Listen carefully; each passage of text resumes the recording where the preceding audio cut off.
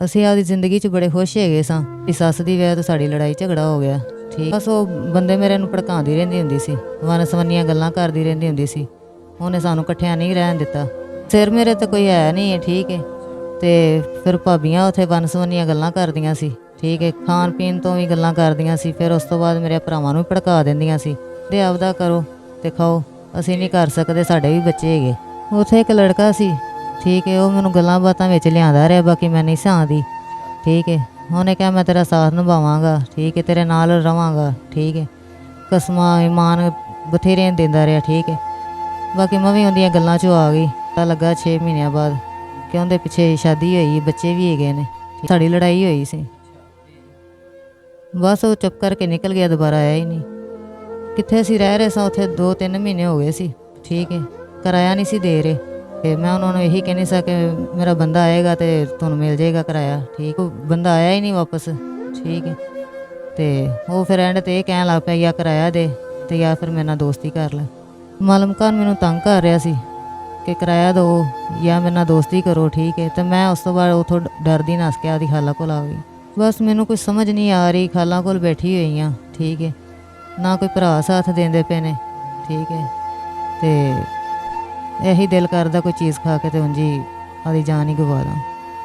अस्सलाम वालेकुम नाजरीन, आप देख रहे हैं टू दी पाकिस्तान और मैं आपका अपना मेज़बान ज़ुबैर राजपूत। हमारे साथ 23 साल सबा मौजूद हैं जिनकी पहले शादी होती है और सास के मनफी रवैये की वजह से इनको डिवोर्स हो जाती है। उसके बाद दोबारा से ये शादी करती हैं और वो भी इन्हें छोड़ के चला जाता है और आज ये तनहा ज़िंदगी गुजार रही हैं। ये सारा माजरा जानते हैं कि इनके साथ कैसे सारे वाक़यात हुए हैं, ये 2 डिवोर्सेस कैसे हो चुकी हैं और आज ये तनहा सहारे की तलाश में दर बदर धक्के खा रही हैं। अस्सलाम वालेकुम। वालेकुम सलाम। अच्छा बहन, बताइएगा कि आपने बताया कि आपकी ये सेकंड मैरिज थी जिसमें आपको डिवोर्स हुई है, तो पहली जब आपकी शादी थी उसमें डिवोर्स की वजह क्या थी आपकी? ਅਸੀਂ ਆਪਦੀ ਜ਼ਿੰਦਗੀ 'ਚ ਬੜੇ ਖੁਸ਼ ਹੈਗੇ ਸਾਂ ਤੇ ਉਹ ਮੇਰੀ ਸੱਸ ਦੀ ਵਜ੍ਹਾ ਤੋਂ ਸਾਡੀ ਲੜਾਈ ਝਗੜਾ ਹੋ ਗਿਆ, ਠੀਕ ਹੈ। ਤੇ ਉਸ ਤੋਂ ਬਾਅਦ ਡਿਵੋਰਸ ਹੋ ਗਿਆ, ਠੀਕ ਹੈ। सास क्या कहती थी आप? ਬਸ ਉਹ ਬੰਦੇ ਮੇਰੇ ਨੂੰ ਭੜਕਾਉਂਦੀ ਰਹਿੰਦੀ ਹੁੰਦੀ ਸੀ, ਵਨ-ਸਵੰਨੀਆਂ ਗੱਲਾਂ ਕਰਦੀ ਰਹਿੰਦੀ ਹੁੰਦੀ ਸੀ। ਉਹਨੇ ਸਾਨੂੰ ਇਕੱਠਿਆਂ ਨਹੀਂ ਰਹਿਣ ਦਿੱਤਾ ਤੇ ਉਸ ਤੋਂ ਬਾਅਦ ਮੈਂ ਉਹਦੇ ਕੋਲ ਫਿਰ डिवोर्स ले लिया। अच्छा, ये जो शादी आपके पहले खामन के साथ है वो कितना अरसा आपकी शादी चली है? 2-2.5 साल। तो बच्चे भी हैं उसमें से? नहीं, बच्चे नहीं हैं। अच्छा, बच्चा कोई नहीं हुआ, मतलब शायद ये भी तो हो सकता है ना कि आपकी सास आपको औलाद ना होने की वजह से अच्छा ना समझती हो। जी हो सकता है। मतलब औलाद ना होने की वजह से पहले खामन से आपको डिवोर्स हुई है? हाँ जी। अच्छा, उसके बाद क्या हुआ? ਸਿਰ ਮੇਰੇ ਤੇ ਕੋਈ ਹੈ ਨਹੀਂ ਹੈ, ਠੀਕ ਹੈ। ਤੇ ਫਿਰ ਭਾਬੀਆਂ ਉੱਥੇ ਵਨ-ਸਵੰਨੀਆਂ ਗੱਲਾਂ ਕਰਦੀਆਂ ਸੀ, ਠੀਕ ਹੈ। ਖਾਣ ਪੀਣ ਤੋਂ ਵੀ ਗੱਲਾਂ ਕਰਦੀਆਂ ਸੀ। ਫਿਰ ਉਸ ਤੋਂ ਬਾਅਦ ਮੇਰੇ ਭਰਾਵਾਂ ਨੂੰ ਵੀ ਭੜਕਾ ਦਿੰਦੀਆਂ ਸੀ, ਠੀਕ ਹੈ। ਤੇ ਉੱਥੇ मतलब जो ਤੁਹਾਨੂੰ डिवोर्स ਹੋਈ ਹੈ ਤੁਸੀਂ ਆਪਣੇ ਭਰਾ ਦੇ ਘਰ ਚਲੇ ਗਏ, ਤਾਂ ਮਾਪਿਓ ਕੋਲ ਕਿਉਂ ਨਹੀਂ ਗਏ? ਬਸ ਕੋਈ ਵੀ ਨਹੀਂ ਹੈਗਾ ਭਰਾ। ਮਾਪਿਓ ਹੈ ਹੀ ਨਹੀਂ ਤੁਹਾਡੇ? ਹਾਂਜੀ। ਅੱਛਾ, ਭਾਬੀਆਂ ਕੀ ਕਹਿੰਦੀਆਂ? ਭਾਬੀਆਂ ਬਸ ਇਹੀ ਮਿਹਨੇ ਤਾਨੇ ਮਾਰਦੀਆਂ ਰਹਿੰਦੀਆਂ ਨੇ, ਲੜਾਈ ਝਗੜੇ ਕਰਦੀਆਂ ਰਹਿੰਦੀਆਂ ਨੇ। ਕੀ ਕਹਿੰਦੀਆਂ? ਆਪਣਾ ਕਮਾ ਤੇ ਆਪਣਾ ਖਾ। ਹਾਂਜੀ, ਕਹਿੰਦੇ ਆਪਦਾ ਕਰੋ ਤੇ ਖਾਓ, ਅਸੀਂ ਨਹੀਂ ਕਰ ਸਕਦੇ, ਸਾਡੇ ਵੀ ਬੱਚੇ ਹੈਗੇ। ਤੇ ਇਸ ਵਜ੍ਹਾ ਤੋਂ ਫਿਰ ਮੈਂ ਕੰਮ ਕਰਨ ਲੱਗ ਪਈ ਫੈਕਟਰੀ 'ਚ। ਫੈਕਟਰੀ 'ਚ ਕੀ ਕੰਮ ਕਰਦੇ ਸੀ? ਫੈਕਟਰੀ 'ਚ ਇਹ ਕੱਪੜਿਆਂ ਦਾ ਕਿਹੜਾ ਹੁੰਦਾ। ਅੱਛਾ, ਮਤਲਬ ਸਿਲਾਈ ਵਗੈਰਾ ਜਾਂ ਕੋਈ ਕਲਿੱਪਿੰਗ ਵਗੈਰਾ ਔਰਤਾਂ ਕਰਦੀਆਂ? ਜੀ, ਕਲਿੱਪਿੰਗ ਵਗੈਰਾ। ਅੱਛਾ, ਫਿਰ? ਉੱਥੇ ਇੱਕ ਲੜਕਾ ਸੀ, ਠੀਕ ਹੈ। ਉਹ ਮੈਨੂੰ ਗੱਲਾਂ ਬਾਤਾਂ ਵਿੱਚ ਲਿਆਂਦਾ ਰਿਹਾ, ਬਾਕੀ ਮੈਂ ਨਹੀਂ ਸੀ ਆਉਂਦੀ, ਠੀਕ ਹੈ। ਉਹਨੇ ਕਿਹਾ ਮੈਂ ਤੇਰਾ ਸਾਥ ਨਿਭਾਵਾਂਗਾ, ਠੀਕ ਹੈ, ਤੇਰੇ ਨਾਲ ਰਵਾਂਗਾ, ਠੀਕ ਹੈ। ਕਸਮਾਂ ਇਮਾਨ ਬਥੇਰੇ ਦਿੰਦਾ ਰਿਹਾ, ਠੀਕ ਹੈ। ਬਾਕੀ ਮੈਂ ਵੀ ਉਹਦੀਆਂ ਗੱਲਾਂ 'ਚੋਂ ਆ ਗਈ, ਠੀਕ ਹੈ। ਅਸੀਂ ਨਿਕਾਹ ਕਰ ਲਿਆ ਤੇ ਤੁਸੀਂ ਸ਼ਾਦੀ ਕਰ ਲਈ ਉਹਦੇ ਨਾਲ? ਹਾਂਜੀ, ਸ਼ਾਦੀ ਕਰ ਲਈ।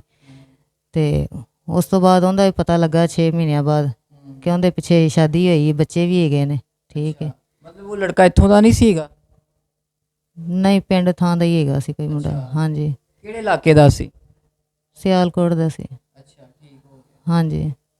ਤੇ ਫਿਰ ਉਹਦੇ ਜਦੋਂ ਮਤਲਬ ਤੁਹਾਡੀ ਸ਼ਾਦੀ ਹੋ ਗਈ ਤੇ ਸ਼ਾਦੀ ਤੋਂ ਬਾਅਦ ਉਹ ਤੁਹਾਨੂੰ ਆਪਣੇ ਘਰ ਨਹੀਂ ਲੈ ਕੇ ਗਿਆ ਜਾਂ ਇੱਥੇ ਹੀ ਲਾਹੌਰ ਦੇ ਵਿੱਚ ਹੀ ਕੋਈ ਜਗ੍ਹਾ ਲੈ ਕੇ ਰੱਖਿਆ ਤੁਹਾਨੂੰ? ਨਹੀਂ, ਇੱਥੇ ਮਕਾਨ ਕਿਰਾਏ ਤੇ ਲੈ ਕੇ ਰੱਖਿਆ ਸੀ। ਅੱਛਾ। 6 ਮਹੀਨਿਆਂ ਬਾਅਦ ਉਹਦਾ ਮੈਨੂੰ ਪਤਾ ਚੱਲਿਆ, ਕਹਿੰਦੀ ਸ਼ਾਦੀ ਹੋਈ ਹੈ, ਠੀਕ ਹੈ। ਪਿੱਛੇ ਉਹਦੇ ਬੱਚੇ ਵੀ ਹੈਗੇ ਨੇ, ਬੀਵੀ ਵੀ ਹੈਗੀ ਹੈ, ਠੀਕ ਹੈ। ਤੇ ਇੱਥੇ ਲਾਹੌਰ ਦੇ ਵਿੱਚ ਇੱਥੇ ਮਕਾਨ ਉਹਨੇ ਮੈਨੂੰ ਲੈ ਦਿੱਤਾ। ਅੱਛਾ, ਤੇ ਤੁਸੀਂ ਕਿਹਾ ਨਹੀਂ ਪਿੱਛੇ ਮੈਨੂੰ ਆਪਣੇ ਪਿੰਡ ਲੈ ਕੇ ਜਾ, ਘਰ ਲੈ ਕੇ ਜਾ? ਨਹੀਂ ਉਹਨਾਂ ਕਹਿੰਦੇ ਸੀ ਲੜਾਈ ਹੋਈਏਗੀ ਸੁਲਾ ਫਿਰ ਲੈ ਜਾਵਾਂਗਾ ਤੈਨੂੰ। ਅੱਛਾ, ਮਤਲਬ ਬਹਾਨੇ ਮਾਰਦਾ ਸੀ। ਹਾਂਜੀ ਬਹਾਨੇ ਨਾਲ ਬਸ ਇਹੀ ਬਸ 6 ਮਹੀਨੇ ਬਸ ਰਿਹਾ। ਅੱਛਾ। ਤੇ ਉਸ ਤੋਂ ਬਾਅਦ ਉਹਦਾ ਮੈਨੂੰ ਪਤਾ ਚੱਲ ਗਿਆ ਕਿ ਇਹ ਜਾਂਦੇ ਨੇ ਉੱਥੇ ਬੱਚਿਆਂ ਨੂੰ ਮਿਲਦੇ ਨੇ, ਬਸ ਕਿਸੇ ਨੇ ਮੈਨੂੰ ਦੱਸ ਦਿੱਤਾ। ਅੱਛਾ, ਫਿਰ ਤੁਸੀਂ ਉਹਨਾਂ ਨੂੰ ਦੱਸਿਆ ਨਹੀਂ ਕਿ ਤੁਸੀਂ ਮੇਰੇ ਨਾਲ ਗਲਤ ਬਿਆਨੀ ਕੀਤੀ, ਝੂਠ ਮਾਰ ਕੇ ਮੇਰੇ ਨਾਲ ਤੁਸੀਂ ਸ਼ਾਦੀ ਕੀਤੀ? ਹਾਂਜੀ ਬਥੇ ਸਾਡੀ ਲੜਾਈ ਹੋਈ ਸੀ, ਅੱਛਾ, ਫਿਰ? ਬਸ ਉਹ ਚੁੱਪ ਕਰਕੇ ਨਿਕਲ ਗਿਆ, ਦੁਬਾਰਾ ਆਇਆ ਹੀ ਨਹੀਂ। ਅੱਛਾ, ਮਤਲਬ ਤੁਹਾਨੂੰ ਛੱਡ ਕੇ ਤੇ ਘਰ ਆਪਣੇ ਤੁਰ ਗਿਆ ਤੇ ਆਏ ਨਹੀਂ ਵਾਪਸ, ਲਾਹੌਰ ਵੀ ਛੱਡ ਗਿਆ? ਹਾਂਜੀ ਨਹੀਂ ਆਇਆ। ਅੱਛਾ, ਜਿੱਥੇ ਕੰਮ ਕਰਦਾ ਸੀ ਫੈਕਟਰੀ 'ਚ? ਹਾਂਜੀ ਉਹਨੇ ਫੈਕਟਰੀ ਵੀ ਛੱਡ ਦਿੱਤੀ ਸੀ। ਅੱਛਾ, ਤੇ ਤੁਸੀਂ ਤੁਹਾਨੂੰ ਪਿੱਛੇ ਦਾ ਕਦੀ ਨਹੀਂ ਗਏ, ਤੁਹਾਨੂੰ ਪਤਾ ਨਹੀਂ ਹੈ ਪਿੱਛੇ ਦਾ? ਨਹੀਂ ਪਿੱਛੇ ਮੈਨੂੰ ਲੈ ਕੇ ਨਹੀਂ ਗਿਆ, तो ਮੈਨੂੰ ਕੀ ਪਤਾ। ਹਾਂਜੀ अच्छा, जब वो अपने गांव चले गए, वापस आए नहीं, उसके बाद उन्होंने कोई रब्ता करने की कोशिश नहीं की, या उन्होंने कि भी मैं आना चाहता हूँ या आपको उधर ले जाएं? ਹਾਂਜੀ 2-3 ਮਹੀਨਿਆਂ ਬਾਅਦ ਫੋਨ ਕੀਤਾ ਸੀ। अच्छा। ਠੀਕ ਹੈ, ਤੇ ਉਸ ਤੋਂ ਬਾਅਦ ਨਹੀਂ ਕੋਈ ਰਾਬਤਾ ਹੋਇਆ। की कहता फोन ते? ਕਿ ਮੈਂ ਤੈਨੂੰ ਵਾਪਸ ਲੈ ਆਵਾਂਗਾ, ਮੈਂ ਨਹੀਂ ਬਾਹਰ ਹਾਲੇ ਇਤਬਾਰ ਕੀਤਾ, ਕਿਉਂ ਉਹਨੇ ਝੂਠ ਪਹਿਲਾਂ ਹੀ ਬੋਲ ਦਿੱਤਾ, ਬੱਚੇ ਵੀ ਉਹਦੇ ਹੈਗੇ ਸੀ, ਬੀਵੀ ਵੀ ਹੈਗੀ ਸੀ। ਠੀਕ ਹੈ, ਇਤਬਾਰ ਮੈਂ ਇਸ ਗੱਲੋਂ ਬਸ ਹੁਣ ਇਤਬਾਰ ਨਹੀਂ ਕੀਤਾ ਉਹਦੇ ਤੇ। ते उनके नाम भी डिवोर्स ले लिए फिर? ਹਾਂਜੀ मैं अच्छा, मुझे आप बताएं कि जब वो आपको छोड़ के चले गए हैं 2-2.5 माह बाद आपसे, मतलब उन्होंने रब्ता किया और रब्ता करके मतलब आपकी मामला ख़त्म हो गए, उन्होंने आपको डिवोर्स दे दी, तो उसके बाद आपने जो जो रेंट का घर है जिधर वो रह रहे थे आप दोनों, तो वो उसका रेंट अब कौन पे कर रहा है, कैसे गुजारा कर रही हैं? ਕਿੱਥੇ ਅਸੀਂ ਰਹਿ ਰਹੇ ਸਾਂ ਉੱਥੇ 2-3 ਮਹੀਨੇ ਹੋ ਗਏ ਸੀ। ਠੀਕ ਹੈ, ਕਿਰਾਇਆ ਨਹੀਂ ਸੀ ਦੇ ਰਹੇ। ਠੀਕ ਹੈ, ਤੇ ਮੈਂ ਉਹਨਾਂ ਨੂੰ ਇਹੀ ਕਹਿੰਦੀ ਸਾਂ ਕਿ ਮੇਰਾ ਬੰਦਾ ਆਏਗਾ ਤੇ ਤੁਹਾਨੂੰ ਮਿਲ ਜਾਏਗਾ ਕਿਰਾਇਆ। ਠੀਕ ਹੈ, ਤੇ ਬੰਦਾ ਆਇਆ ਹੀ ਨਹੀਂ ਵਾਪਸ। ਠੀਕ ਹੈ, ਤੇ ਉਹ ਫਿਰ ਐਂਡ ਤੇ ਇਹ ਕਹਿਣ ਲੱਗ ਪਿਆ ਜਾਂ ਕਿਰਾਇਆ ਦੇ ਤੇ ਜਾਂ ਫਿਰ ਮੇਰੇ ਨਾਲ ਦੋਸਤੀ ਕਰ ਲੈ। अच्छा, मतलब मालिक मकान ने कहा कि या मेरा किराया दे दियो तो या मेरे नाल ताल्लुक कायम करो? ਹਾਂਜੀ अच्छा, ਤੇ ਫਿਰ ਤੁਸੀਂ ਕੀ ਕਿਹਾ? ਮੈਂ ਨਹੀਂ ਮੰਨੀ ਇਸ ਚੀਜ਼ ਤੇ, ਮੈਨੂੰ ਨਹੀਂ ਅੱਛਾ ਲੱਗਾ। ਤੇ ਫਿਰ ਉਹਨੇ ਹੁਣ ਕੀ ਕਿਰਾਇਆ ਦਿੱਤਾ ਹੈ ਜਾਂ ਨਹੀਂ ਦਿੱਤਾ? ਨਹੀਂ ਅੱਛਾ, ਨਹੀਂ ਜ਼ਾਹਿਰ ਹੈ ਤੁਹਾਡੇ ਕੋਲ ਕਿਰਾਇਆ ਹੈ ਕੋਈ ਨਹੀਂ, ਜਿਹਨੇ ਦੇਣਾ ਸੀ ਉਹ ਤੁਹਾਨੂੰ ਛੱਡ ਗਿਆ। ਹਾਂਜੀ ਉਹ ਛੱਡ ਤੇ ਹੁਣ ਇਸ ਟਾਈਮ ਕਿਹਦੇ ਕੋਲ ਰਹਿ ਰਹੇ ਹੋ ਤੁਸੀਂ? ਮਾਲਮਕਾਨ ਮੈਨੂੰ ਤੰਗ ਕਰ ਰਿਹਾ ਸੀ ਕਿ ਕਿਰਾਇਆ ਦਿਓ ਜਾਂ ਮੇਰੇ ਨਾਲ ਦੋਸਤੀ ਕਰੋ। ਠੀਕ ਹੈ, ਤੇ ਮੈਂ ਉਸ ਤੋਂ ਬਾਅਦ ਉੱਥੋਂ ਡਰਦੀ ਨੱਸ ਕੇ ਆਪਦੀ ਖਾਲਾ ਕੋਲ ਆ ਗਈ। ਅੱਛਾ, ਹੁਣ ਇਸ ਟਾਈਮ ਆਪਣੀ ਖਾਲਾਂ ਕੋਲ ਤੁਸੀਂ ਰਹਿ ਰਹੇ ਹੋ? ਹਾਂਜੀ ਅੱਛਾ, ਤੇ ਜਿਹੜਾ ਉਹ ਘਰ ਦੇ ਵਿੱਚ ਸਮਾਨ ਸੀ ਤੇ ਉਹ ਕਿੱਥੇ ਹੈਗਾ? ਉਹ ਉੱਥੇ ਹੀ ਛੱਡ ਆਈ। ਅੱਛਾ, ਉਹ ਮਾਲਕ ਨੇ ਕਬਜ਼ਾ ਕਰ ਲਿਆ? ਹਾਂਜੀ ਅੱਛਾ, ਤੇ ਮੈਨੂੰ ਇਹ ਦੱਸੋ ਕਿ ਤੁਹਾਡੀ ਏਜ ਵੀ ਮਤਲਬ ਇਹ ਯੰਗ ਏਜ ਹੋ, ਆਪਣੀ ਹੁਣ ਖਾਲਾਂ ਕੋਲ ਤੁਸੀਂ ਆ ਗਏ ਹੋ, ਤੇ ਅੱਗੇ ਕਿ ਤੁਹਾਨੂੰ ਮਤਲਬ ਲੱਗਦਾ ਨਹੀਂ ਕਿਵੇਂ ਜ਼ਿੰਦਗੀ ਗੁਜ਼ਾਰੋਗੇ? ਭੈਣ ਭਰਾ ਵੀ ਤੁਹਾਡਾ ਸਾਥ ਨਹੀਂ ਦੇ ਰਹੇ, ਮਾਂ-ਬਾਪ ਤੁਹਾਡਾ ਹੈ ਨਹੀਂ, ਔਲਾਦ ਵੀ ਤੁਹਾਡੀ ਹੈ ਨਹੀਂ, ਮਾਸੀ ਕੋਲ ਤੁਸੀਂ ਆ ਕੇ ਬਹਿ ਗਏ ਹੋ, ਤੇ ਕਿਵੇਂ ਅੱਗੇ ਕੀ ਸੋਚਿਆ ਜ਼ਿੰਦਗੀ ਦੇ ਬਾਰੇ?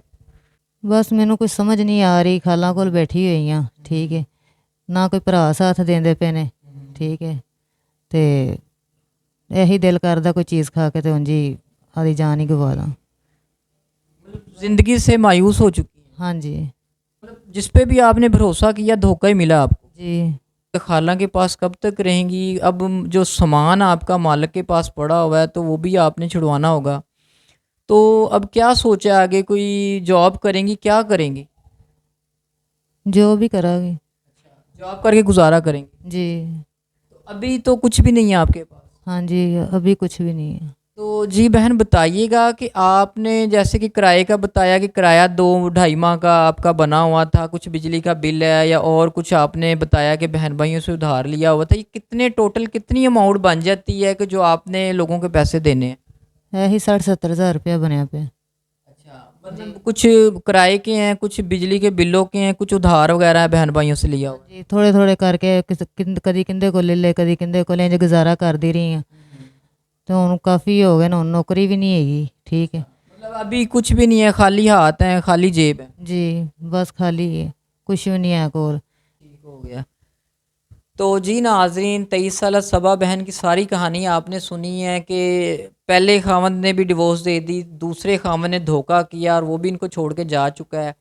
मालिक मकान रात के 2:30 बजे आके इनका दरवाज़ा खड़काता था, इन्हें तंग करता था, जिसकी डर की वजह से ये अपनी खाला की तरफ शिफ्ट हो चुकी हैं। और वहाँ पे भी नाज़रीन ये कब तक रहेंगी? एक दिन आएगा कि खाला भी बोलेगी कि जी आप अपना बंदोबस्त करें, अपना ख़र्चा खुद उठाएँ।